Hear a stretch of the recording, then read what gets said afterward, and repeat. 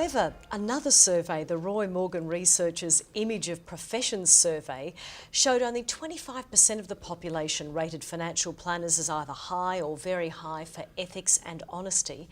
How do you go about changing that image? I think that for our clients, they have a totally different image to that. When you're dealing with a non-institutionally owned financial practice, you don't have the same problems with ethics because we are going to be looking after your best interests. We're going to be asking what your needs are, what your goals are. We want to partner with you on a journey, your financial journey. So our ethics are what you want. They're not based in a product or in a certain area that our employer wants us to go in. We listen and really listen to what your needs are and help you get where you want to be. And I think to add to that, the clients always have control.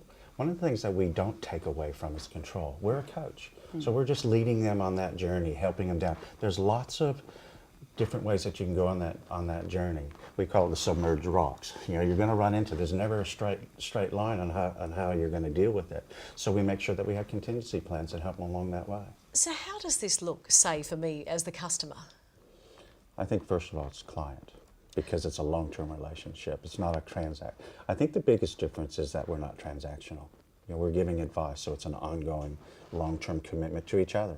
You know, part of what I always say to my clients is, we'll come up with a plan and we'll help you do it, but you have to commit to doing that plan with us. So it's a journey, and when you're entering into a journey together, there's your ethics or your commitment to each other to going forward.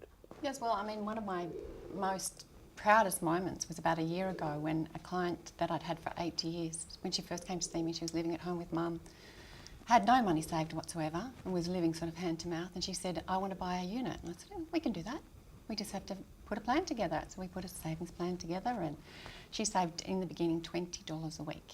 No products involved, just saving away. And every windfall she got, she put into that account, and she saved a sizable deposit. And it was just fantastic having a celebratory drink with her last January as we walked over the threshold of her little apartment, and she's so proud of herself.